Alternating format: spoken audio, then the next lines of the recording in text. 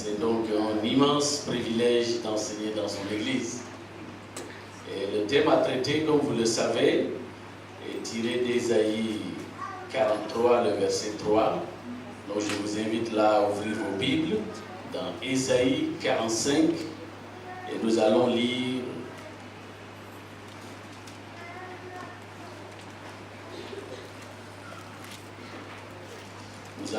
du verset 1 à 8 pour avoir le contexte. Et nous traiterons le verset 3. Si vous y êtes, nous lisons. Ainsi parle l'Éternel à son oint, à Cyrus, qu'il tient par la main, pour terrasser les nations devant lui et pour relâcher la ceinture des rois, pour lui ouvrir les portes, afin qu'elles ne soient plus fermées. Je marcherai devant toi, j'aplanirai les chemins montueux, je romprai les portes d'airain et je briserai les verrous de fer. Je te donnerai des trésors cachés, des richesses enfouies, afin que tu saches que je suis l'Éternel qui t'appelle par ton nom, le Dieu d'Israël. Pour l'amour de mon serviteur Jacob et d'Israël mon élu, je t'ai appelé par ton nom, je t'ai parlé avec bienveillance avant que tu ne me connusses. Je suis l'Éternel et il n'y a point d'autre. Hors moi, il n'y a point de Dieu. Je t'essaie afin que tu me connusses. C'est afin que l'on sache du soleil levant au soleil couchant que hors corps de moi, il n'y a point de Dieu. Je suis l'Éternel, il n'y en a point d'autre. Je forme la lumière et je crée les ténèbres. Je donne la prospérité et je crée l'adversité. Moi, l'Éternel, je fais toutes ces choses. Que les cieux répandent d'en haut et que les nuées laissent couler la justice. Que la terre s'ouvre, que le salut y fructifie et qu'il y ait en sorte à la fois la délivrance. Moi, l'Éternel, je crée toutes ces choses. Père, nous voulons te dire merci. Nous voulons compter sur le Saint-Esprit pour qu'il nous assiste afin que nous puissions comprendre ta parole. Que ton nom soit béni. Au nom de Jésus. Amen. Je m'avais vite rectifié l'erreur. Je salue aussi Madame Douche. Je n'avais pas fait attention à elle. Que le Seigneur te bénisse. Voilà, donc le thème à traiter, je te donnerai des trésors cachés, tiré d'Ésaïe 43, verset 3. Et comme vous le savez, c'est un oracle que le Seigneur Dieu a donné à Cyrus, du moins à Ésaïe, à l'endroit d'un roi qui s'appelait Cyrus, l'empereur des Mèdes et des Perses. Dieu envoya cette parole au roi Cyrus vers la fin de l'exil des Juifs. Ce message rappelle le projet de Dieu qui est de ramener tous les peuples de la terre à la communion avec lui à travers le témoignage d'un peuple qu'il s'était choisi au départ, qui est le peuple d'Israël. Lorsque vous lisez attentivement la Bible, vous allez voir dès les premières pages que Dieu a créé l'être humain pour une seule raison: lui manifester son amour et recevoir en retour l'amour de cette personne-là, de cet homme ou de cette femme. C'est la seule raison pour laquelle Dieu nous a créés. Ce n'est pas parce qu'il avait vraiment besoin de nous, mais il a voulu avoir des hommes et des femmes à qui il va manifester l'amour et qui en retour vont l'aimer. Mais vous connaissez la suite de l'histoire. Malheureusement, le diable s'est mêlé de cette situation et le plan de Dieu a été complètement dévié de son objectif. Et le peuple d'Israël a été choisi plus tard, je saute les étapes, pour pouvoir être ce peuple-là que Dieu va utiliser pour ramener tous les autres peuples à lui. Autrement dit, Dieu aime tous les peuples de la terre. Tous les peuples, il n'y a pas un seul peuple sur cette terre que Dieu n'aime pas. Malheureusement, Israël n'avait pas compris cela. Voilà pourquoi ils ont essayé de garder Dieu pour eux-mêmes. Ils n'ont pas cherché à ce que les autres nations bénéficient des grâces de Dieu. En lisant l'histoire d'Israël, vous allez voir qu'ils ont tellement développé cette attitude d'hostilité vis-à-vis des autres peuples, en dépit de tous les efforts que Dieu a fait pour qu'ils comprennent quelle était son intention. Et c'est pour cela que Dieu, dans cette histoire, s'est choisi un non-juif, quelqu'un qui n'était pas d'Israël, Cyrus, pour l'utiliser pour son projet, qui est de ramener tous les peuples. Et je crois que ce thème-là est bien choisi. Je te donnerai des trésors cachés. C'est ce que Dieu a promis à Cyrus. Mais au-delà de Cyrus, c'est à chacun de nous, à toi et à moi. Et nous verrons les raisons pour lesquelles Dieu veut que nous puissions recevoir de lui des trésors cachés. Pour développer ce thème, nous répondrons aux questions suivantes. Qui promet de donner des trésors cachés? Quels sont les trésors cachés que Dieu promet de donner? Et quel est le but du don de ces trésors? Qui promet de donner des trésors cachés? C'est Dieu, ce Dieu qui a créé le ciel et la terre. D'ailleurs, c'est le seul Dieu. Tous les autres qui portent son nom de Dieu ne sont en fait pas des dieux, ça c'est clair. Et je pense que pour nous, Africains, nous n'avons pas vraiment un grand problème avec les dieux, parce que nous ne croyons pas qu'il y existe plusieurs dieux. Et je me suis rendu compte de cela lorsque nous étions en train de traduire le Nouveau Testament. Nous avons traduit la Genèse et tout le Nouveau Testament.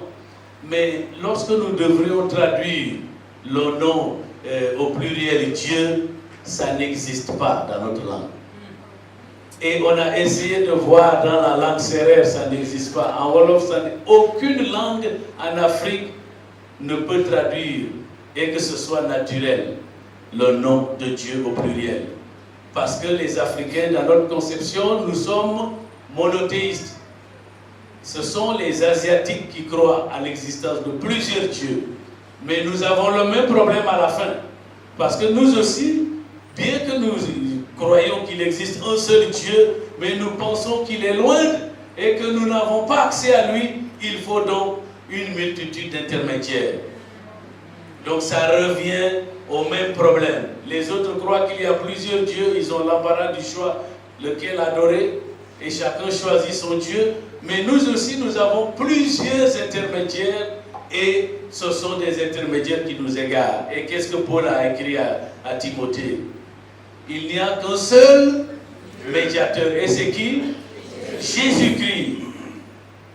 Alors, ici, nous voyons que ce Dieu est le seul Dieu qui existe en réalité. C'est lui, le créateur du ciel et de la terre. Et à chaque fois que nous voyons cette expression, le ciel et la terre, c'est une expression hébraïque pour dire la totalité de ce qui existe. C'est comme on disait, lorsqu'on parle de la totalité du peuple du pays d'Israël, on disait de Dan à Beersheba, pour montrer qu'on parle de tout le peuple et de tout le pays. Également, lorsque nous parlons du ciel et de la terre, c'est tout ce qui existe. Il est le Dieu de tous les peuples de la terre. Autrement dit, tous les peuples de la terre doivent adorer Dieu seul. Tous les peuples de la terre. Et en lisant la Bible, nous voyons que c'est ça. Et l'adoration de Dieu a précédé l'adoration d'autres choses. Des idoles ou des esprits et tout ce que les hommes et les peuples adorent aujourd'hui, c'est venu après. Mais l'humanité a commencé par l'adoration de Dieu. Et lorsque le déluge est venu, et que tous les hommes qui existaient sur cette terre étaient morts, sauf une famille, celle de Noé, et ils ont encore repeuplé la terre par des adorateurs de Dieu. Malheureusement, Dieu a été délaissé. Et voilà pourquoi nous nous retrouvons aujourd'hui pensant que nous, dans notre peuple, voilà, nous croyons à la forêt, nous croyons à la rivière, des choses comme cela. Donc Dieu a choisi Cyrus, un roi païen, pour réaliser son plan. Cela nous enseigne que Dieu est prêt à utiliser des hommes de tout peuple pour réaliser son projet. Dieu est prêt à t'utiliser toi aussi, de quel peuple que tu sois, pour que tu sois un instrument par lequel il va ramener des peuples à lui. Et c'est cela la raison d'être de l'Église, la raison d'être de notre salut. Pourquoi Dieu a envoyé son Fils mourir à la croix pour expier le péché de l'humanité, c'est en vue de ramener tous les peuples. Parce que son amour pour l'homme, son amour pour la femme n'a pas changé. Dieu n'a pas changé son projet d'avoir des hommes et des femmes à qui il manifeste son amour et qui lui manifeste en retour le leur. Dieu est un Dieu d'amour et il veut manifester son amour. Voilà pourquoi il veut que chacun de nous puissions nous engager à être l'homme ou la femme que Dieu va utiliser pour réaliser son projet. Dieu est fidèle et nous devons avoir confiance en lui. Relevons quelques caractéristiques révélées dans cette promesse. Je te donnerai des trésors cachés.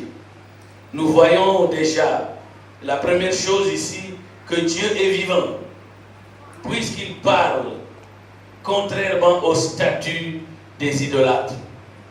À l'époque où ce message a été donné à Cyrus, qui était un roi, ce message devait être donc connu de plusieurs personnes.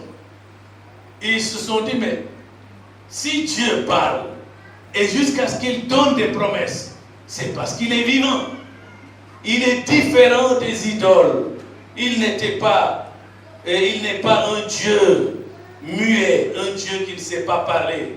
Et c'est évident pour nous qui le connaissons aujourd'hui. Parce que si nous sommes des êtres vivants, c'est parce que nous sommes sortis de quelqu'un qui est vivant.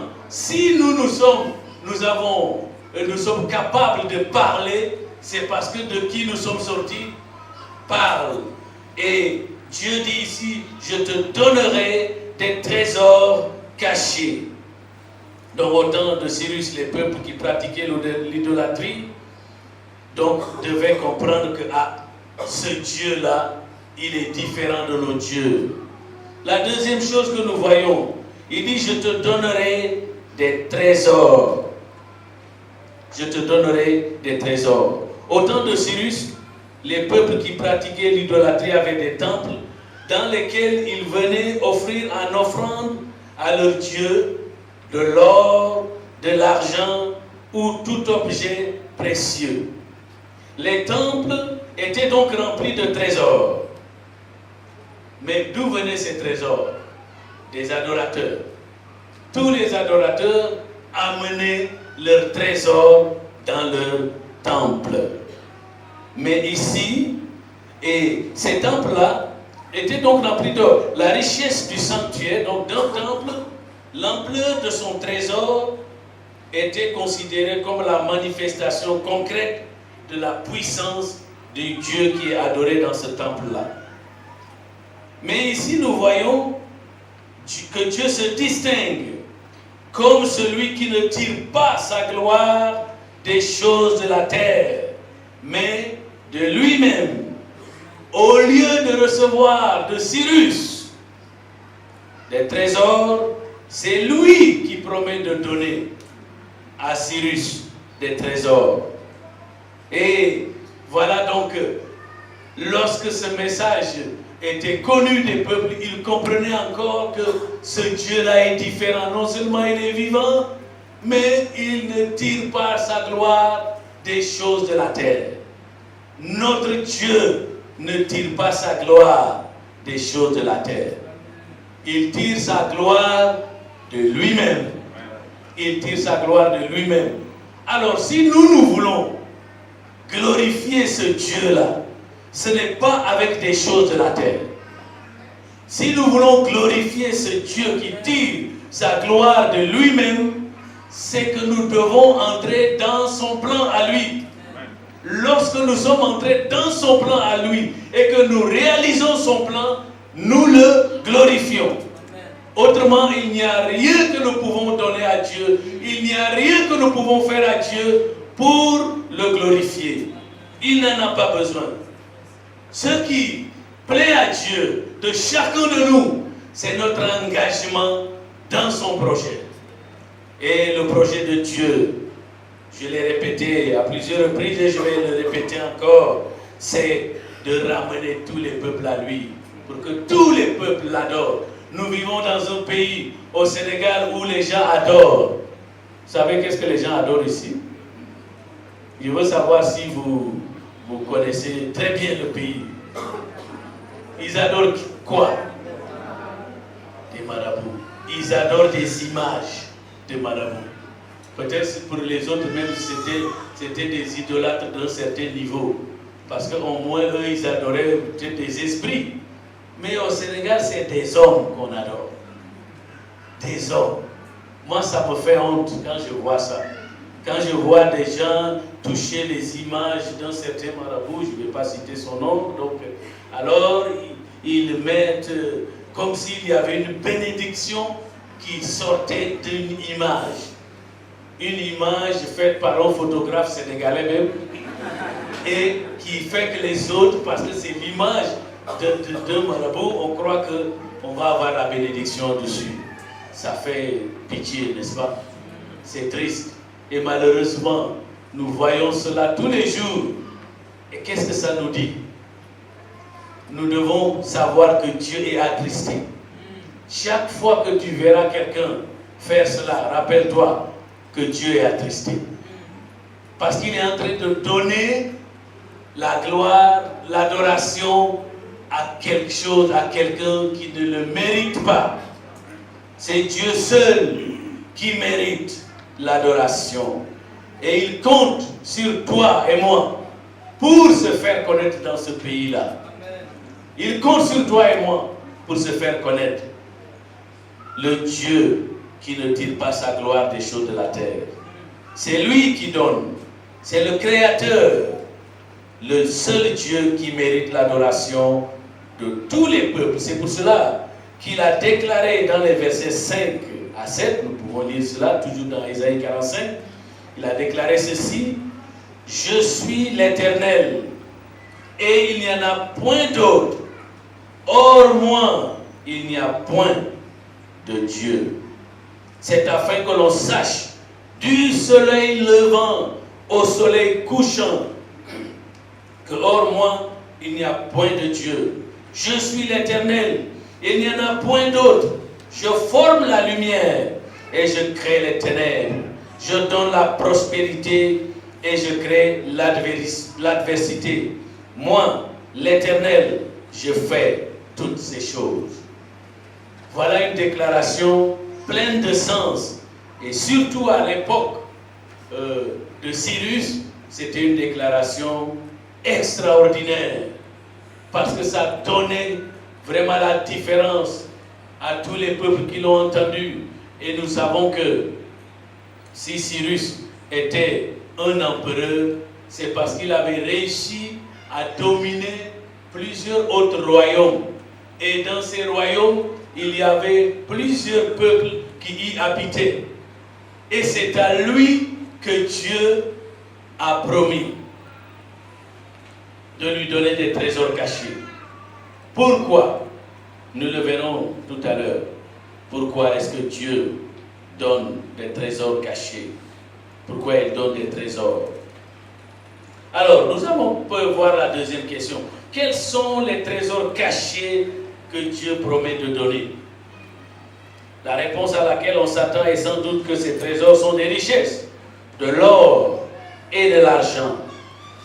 Oui, c'est sûr, parce que Cyrus, Dieu l'avait aidé à conquérir les deux villes les plus riches de l'Asie, Sardes, la capitale du roi Crésus, et Babylone, qu'on appelait la cité d'or, que même Jérémie dans 51 verset 13 a appelé ici la cité d'or. Les trésors qu'il trouva à Sardes sont estimés à plus de 950 tonnes d'or. Crésus était un roi de Lydie qui avait régné vers 561 à 547 ou 546 avant Jésus-Christ. Et la Lydie était un pays ancien d'Asie mineure situé sur la mer Égée et dont la capitale était Sardes. Donc, si Dieu a promis à Cyrus de lui donner des trésors, il y avait des trésors d'argent. Dans ces trésors-là, il y avait de l'argent, il y avait aussi beaucoup d'or, surtout de l'or. Mais ce n'est pas tout, puisqu'il est dit aussi, il y a une précision qui est donnée, des trésors cachés. On peut donc croire qu'il s'agit de choses spirituelles. Et depuis que le pasteur Nour m'a demandé de prier, j'ai dit, Seigneur, mais c'est quoi ces trésors cachés-là? En dehors de l'or et de toutes les richesses, c'est quoi ces trésors cachés? Et la réponse que le Seigneur m'a donnée, c'est, il y en a beaucoup, hein, il y en a beaucoup, mais j'ai pu retenir deux choses. La parole et la prière. La parole, vous pouvez noter Genèse chapitre 27, cette histoire qui est là dans la Bible, qui nous met, quand on la lit, on est mal à l'aise parce qu'on dit, mais voilà les gens qui appartiennent à Dieu, voilà comment ils se comportaient. Hein? C'était eux qui étaient vraiment la famille qui appartient à Dieu, la famille d'Isaac. Mais ce qui est intéressant ici, avec toute cette ingéniosité que Jacob, hein, vous savez, Paul a parlé après à Timothée que vers la fin des temps, les gens seront ingénieux au mal. Donc il y aura des ingénieurs du mal. C'est-à-dire ils ont découvert des techniques, de nouvelles techniques comment pécher. Donc, on voit déjà Jacob qui a eu vraiment, avec l'aide de sa maman, ils ont trouvé de contourner la difficulté que représentait le fait que le père le touche et découvre qu'en fait, on est en train de le tromper. Mais ce qui est intéressant ici, c'était à cause de quoi est-ce qu'ils ont fait tout ça? C'était à cause de quoi? Vous serez d'accord avec moi que ce n'était pas à cause des chameaux. Il y en avait des milliers. Ce n'était pas à cause des chevaux. Ce n'était pas à cause des bœufs. Ce n'était pas à cause des brebis. C'était à cause de quoi? Ce n'était pas aussi à cause de l'or ou de l'argent d'Isaac. C'était à cause de quoi? Hein? À cause de la parole, d'une bénédiction. Une bénédiction. Que le Père prononce simplement la bénédiction. Et c'est tout. Et on n'a pas vu Ésaü et Jacob en train de lutter. Bon, moi, tu devais prendre 40 chevaux et moi. Non, c'est la parole. Ça nous montre l'importance de la parole de Dieu.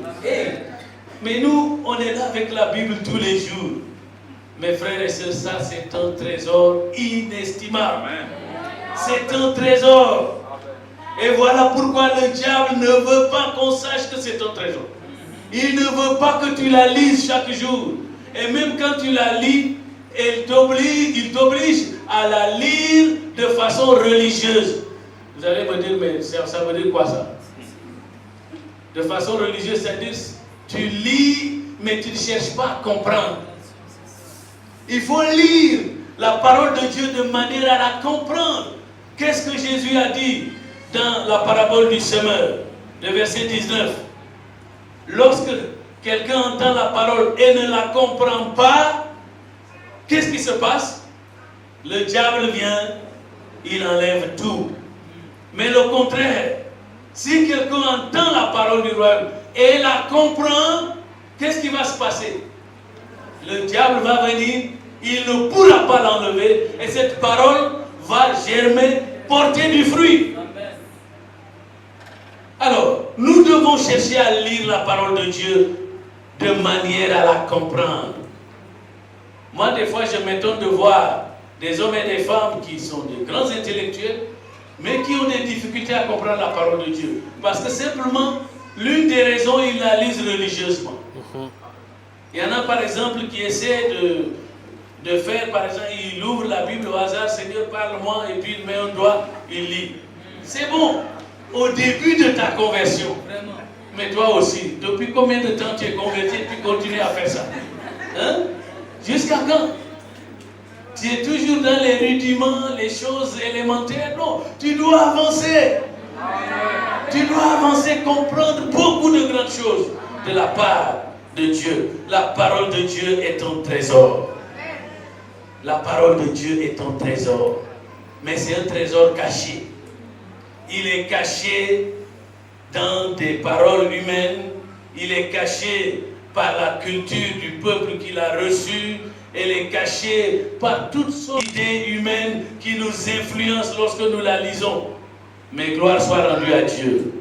Parce que par la puissance du Saint-Esprit, nous pouvons arriver à saisir ce trésor-là et en tirer des bénéfices pour notre vie. Qu'est-ce que la parole de Dieu nous donne comme quelque chose que ce monde-là, avec tout ce qu'il a, ne peut nous donner? C'est quoi? Jésus l'a dit dans Matthieu 5. Il a dit que la loi et les prophètes ont été donnés et que lui, il n'était pas venu pour l'abolir, mais pour l'accomplir. Vous savez, le mot accomplir là, c'est un mot qui cache quelque chose qu'on devrait comprendre. Dans le mot, ce mot qui se traduit dans la Bible, surtout dans le Nouveau Testament par accomplir, c'est un mot grec qui veut dire téléo, et le mot là veut dire atteindre le but pour lequel une chose est faite. Donc la parole de Dieu, Jésus dit qu'il est venu pour l'accomplir, c'est-à-dire pour l'amener au but pour lequel cette parole-là a été donnée. Et c'est ce que le peuple d'Israël n'arrivait pas à comprendre. Même les pharisiens, qui étaient les gens qui aimaient la parole de Dieu, des gens qui prenaient au sérieux la parole de Dieu. Vous savez, c'est parmi eux que se comptaient les scribes qui ont copié à la main la parole de Dieu. Ils ont fait un immense travail pour que la parole de Dieu nous parvienne aujourd'hui. Sinon, la parole de Dieu serait réservée à une élite, à certaines personnes seulement. Mais gloire soit rendue à Dieu parce qu'il y a eu des hommes qui se sont donnés pour que la parole soit accessible à tous. Mais les pharisiens n'avaient pas compris. Par exemple, Jésus guérit quelqu'un qui a une main handicapée le jour du sabbat. Eux, ils disent Jésus a violé le sabbat. Il a violé le sabbat parce qu'il a travaillé et il a guéri quelqu'un. Ça, c'est un travail. Il a violé le sabbat. Mais qu'est-ce que Jésus a dit? Que le sabbat était fait pour l'homme et non l'homme pour le sabbat. Le sabbat était, le mot Shabbat en hébreu veut dire même repos, littéralement. Donc, le repos là a été donné pour l'homme, pour son bien-être. Mais quand Jésus a guéri cet homme-là, dites-moi, est-ce qu'il n'était pas dans le bien-être après la guérison? Il était dans le bien-être. Et c'est donc Jésus a compris l'objectif du sabbat. Rendre le bien-être, donner du bien-être aux hommes sur la terre. La parole de Dieu. Mais revenons toujours à cette question. C'est quoi l'objectif principal que Jésus a dit qu'il était venu accomplir? Et là, nous avons la réponse. C'est Jésus lui-même la réponse. Comment était Jésus? Comment est-ce que nous allons le décrire? Il était l'homme parfait, c'est-à-dire sans péché. l'homme tel que Dieu le voulait lorsqu'il a créé Adam et Ève. C'est Jésus qui l'a été sur cette terre. Donc, l'objectif, le but de la parole de Dieu, c'est de nous faire ressembler à Jésus-Christ. Parce que Jésus-Christ ressemble à qui? Qu'est-ce qu'il a été dit dans Genèse 1, 26? Quelqu'un peut nous lire qu'est-ce qui était dit là? Quelle était l'intention de Dieu quand il a créé Adam et Ève? Il a dit quoi? Quelqu'un va nous lire, parce que vous avez répondu ensemble et on n'a pas entendu la réponse. Et on ne doit pas rentrer sans avoir une réponse claire. Qu'est-ce qui est écrit là? Quelqu'un peut nous lire cela? Faisons l'homme à notre image, selon notre ressemblance, et qu'il domine sur les poissons de la mer, sur les oiseaux du ciel, sur le bétail, sur toute la terre et sur tous les reptiles qui rampent sur la terre. Amen. Qui a fait ça? Qui a fait ce qui était prévu là? C'est Jésus. Il a dominé sur toutes choses. Mais surtout, ce que je voulais retenir, on a dit faisons l'homme à notre ressemblance. Cette ressemblance-là, c'est la sainteté, la pureté, la bonté, l'amour, la joie, la paix. Et Jésus était tout cela. Qu'est-ce que Jésus a fait un jour sur le lac? Il a marché sur le lac. Qui d'autre avant lui l'avait fait? Qui d'autre après lui l'a fait? Donc il était en train de dominer sur la création. Face à une maladie, est-ce que Jésus a une fois dit, ah, ce cas-là me dépasse? Ça, c'est le seul cas devant lequel vraiment je n'ai aucune solution. Est-ce que Jésus l'a une fois dit? Mais ce que nous devons comprendre, c'est à ça que Dieu veut que nous puissions arriver. Que nous puissions ressembler à Jésus. C'est ça l'objectif de la parole de Dieu. Lorsque nous ressemblons à Jésus, nous sommes en train d'accomplir le but pour lequel la parole de Dieu a été donnée. La parole de Dieu est merveilleuse. Elle est formidable. Et c'est pour cela que vous avez tout un chapitre du psaume 119 qui parle de l'importance de cette parole. Mais aussi, en lisant les évangiles, vous allez voir l'importance de la parole de Dieu. À chaque fois qu'il y a eu un miracle, c'était en obéissance à une parole de Jésus. Par exemple, le lépreux. Jésus a dit quoi au lépreux? Il lui a dit, n'est-ce pas, si tu le veux, tu peux me rendre pur. Et le lépreux là le voulait. Et il a fait ce que Jésus lui a demandé. Le paralytique, il lui a dit, étends ta main. Mais si le paralytique avait dit à Jésus, mais toi aussi, tu ne vois pas que ma main est tordue, puis tu me dis de tendre cela. Est-ce qu'il allait être guéri? Non, c'est en obéissance à la parole de Dieu. Il a dit à Pierre, jetez le filet. Pierre a commencé à raisonner, non mais on a fait, mais il s'est ressaisi. Il dit, sur ta parole, je vais jeter le filet. Et le miracle a eu. Lisez, vous allez voir que à chaque fois qu'il y a eu un miracle, c'était en obéissance à la parole de Dieu. Et toi aussi, quel est le miracle que tu veux avoir dans ta vie? Obéis à la parole de Dieu et tu verras ton miracle se réaliser. La parole de Dieu déclenche la puissance de Dieu pour les miracles. La parole de Dieu est merveilleuse. Elle est vraiment une nourriture pour notre âme. Et ces paroles-là ont été compilées, n'est-ce pas, dans ce que nous appelons aujourd'hui la Bible. Frères et sœurs, bats-toi pour entrer dans ton héritage au travers de la compréhension de la parole de Dieu. Plus tu comprends la parole de Dieu, plus tu seras heureux, plus tu vas ressembler à Jésus. Il y a beaucoup de chrétiens aujourd'hui qui ne sont pas épanouis. Il y a beaucoup de chrétiens parce qu'ils n'ont pas compris certaines vérités de la parole de Dieu. La parole de Dieu doit nous libérer de tout. Et nous libère de tout, pourvu que nous puissions la comprendre, la connaître, la comprendre et obéir à ce qu'elle nous dit. Il y a beaucoup de chrétiens qui souffrent. Beaucoup souffrent par exemple de ce qu'on appelle les souvenirs douloureux. Et qui fait que dans leur marche chrétienne, ils ne peuvent pas manifester la joie. Parce qu'il y a en eux, leur cœur est rempli de souvenirs douloureux.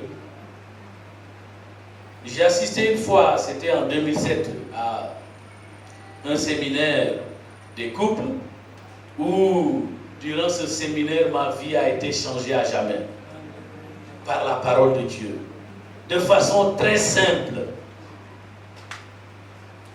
Et pendant ce séminaire, l'orateur nous a dit, il nous a parlé de l'importance de la parole de Dieu, que Dieu veut nous guérir. Par exemple, il avait utilisé surtout le passage qui dit « Il envoie sa parole pour les guérir ». Et il a essayé de nous faire comprendre qu'est-ce que cela voulait dire. C'est-à-dire qu'il y a beaucoup de choses dans nos cœurs, bien-aimés, que nous n'avons pas pu régler. Et Dieu veut que nous puissions nous libérer de cela. Il nous avait demandé de faire un exercice simple. Et moi, je refais cet exercice-là chaque année, vers la fin de l'année. C'est-à-dire de prendre une feuille, d'écrire le nom de tous les gens que je me souviens qui m'ont fait quelque chose qui m'a fait mal. Et j'écris leur nom. Si je me rappelle de quoi il s'agissait, j'écris à côté aussi. Si quelqu'un m'avait insulté, je vais écrire là-bas, bon, Pasteur Désiré, insulte. Je mets à côté. Maintenant, à la fin, je vais maintenant prendre le temps de prier, ligne par ligne, pour demander à Dieu. Mais il faut pardonner à ces personnes-là. Il ne faut pas demander à Dieu, bon, il faut les brûler. Il ne va pas le faire. Pourquoi il ne va pas les brûler? Parce qu'il les aime. Il va te dire, mais c'est pas à cause de toi que je vais les brûler. Moi, je les aime avant qu'ils ne te fassent cela. Donc, Dieu aime tout le monde. Donc, mais toi, tu vas demander pardon. Tu vas pardonner. Moi, par exemple, j'avais un problème parce que une grand-mère m'a beaucoup fait souffrir pendant mon enfance. Et quand je faisais cet exercice, je me suis rappelé d'elle. Elle était déjà morte. J'ai dit, mais comment je vais faire? Mais j'ai écrit son nom et j'ai dit à Dieu, je lui pardonne. Lui pardonne, pardonner un cadavre, un mort, oui. Et je lui pardonnais. Et à la fin, bon, moi quand l'orateur, j'ai sauté cette étape-là, quand l'orateur nous a dit ça, moi je me suis dit, mais c'est quoi ces histoires-là? Moi j'ai fait l'école publique, j'ai mon diplôme de pasteur, j'ai fait la théologie, on ne m'a jamais dit ça, c'est quoi? Il nous fait perdre du temps. Mais comme il l'avait dit, le lendemain, il allait nous demander de dire comment on a fait l'exercice. Je ne voulais pas aussi mentir. Et je ne voulais pas aussi que le lendemain, il me dise, et puis je dis, je n'ai pas fait.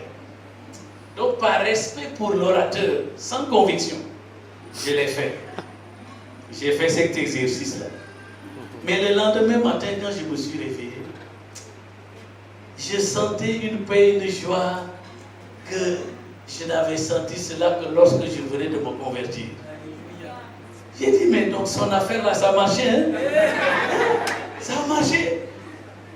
Et à tous les frères ou sœurs à qui j'ai dit de faire cet exercice-là, ils reviennent après, ils me disent, hey, pasteur, ça marche. Ça marche.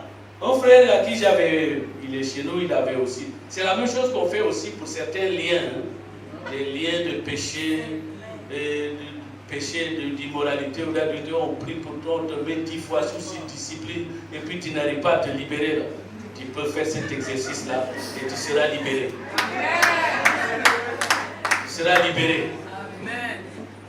J'ai un frère qui est à Kédougou là-bas, qui est un responsable laïque d'une église dans un village. Lui, vraiment, il m'a révélé que chaque fois qu'il venait à Kédougou, s'il doit passer la nuit, il va commettre l'adultère.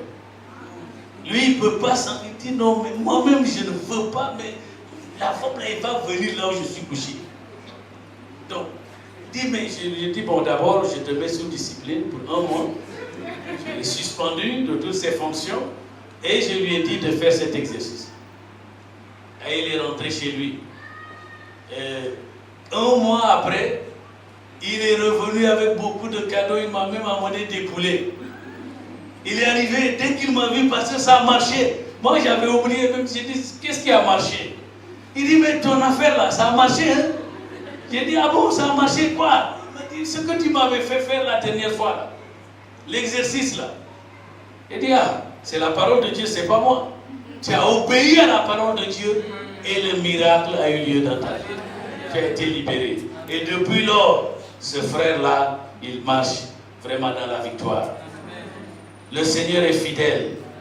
Dieu, vous savez, ne fait pas des choses extraordinaires. Il demande simplement l'obéissance à sa parole. Ce n'est pas une nouvelle doctrine que je suis en train de vous enseigner. Hein. C'est simplement quelque chose qui nous pousse à obéir à la parole de Dieu. Ça n'a rien de magique. Ça n'a rien de mystique. Si vous ne voulez pas, ne le faites pas. Dieu aussi peut agir dans votre vie autrement, pourvu que vous obéissez à sa parole. La parole de Dieu est merveilleuse. Et je ne sais pas c'est jusqu'à quelle heure.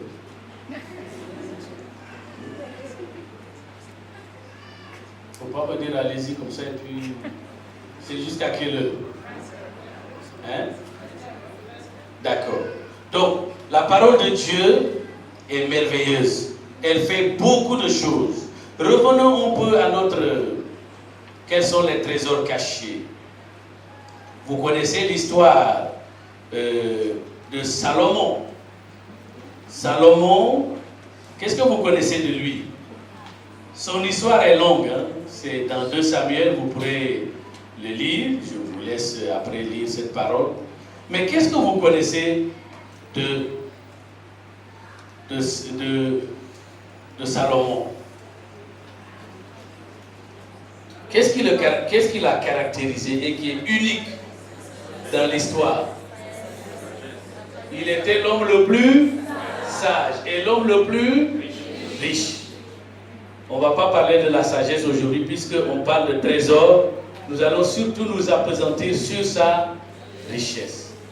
Alors, moi je me suis toujours posé cette question-là. Mais pourquoi est-ce que Dieu a donné autant de richesses à un seul homme? Pourquoi il ne l'avait pas fait avant et pourquoi il ne le fait plus après? Ça, c'est une bonne question. Et cette question-là, vraiment, je l'ai poursuivie pendant plusieurs années. Et la réponse est venue un jour. C'est en fonction du projet de Dieu. Le même projet dont nous parlons aujourd'hui. Ramener tous les peuples à lui. Dieu a donné autant de richesses, autant de splendeur à Salomon dans le but qu'il bâtisse son temple. Et le temple là était le symbole de quoi? De l'adoration du seul vrai Dieu. Si nous parlons dans notre langage aujourd'hui, nous allons dire que Dieu a fait la publicité de Salomon. Il a utilisé Salomon pour faire son marketing, pour pouvoir vendre sa marchandise, qui était de ce que tous les peuples de la terre reviennent à lui pour l'adorer.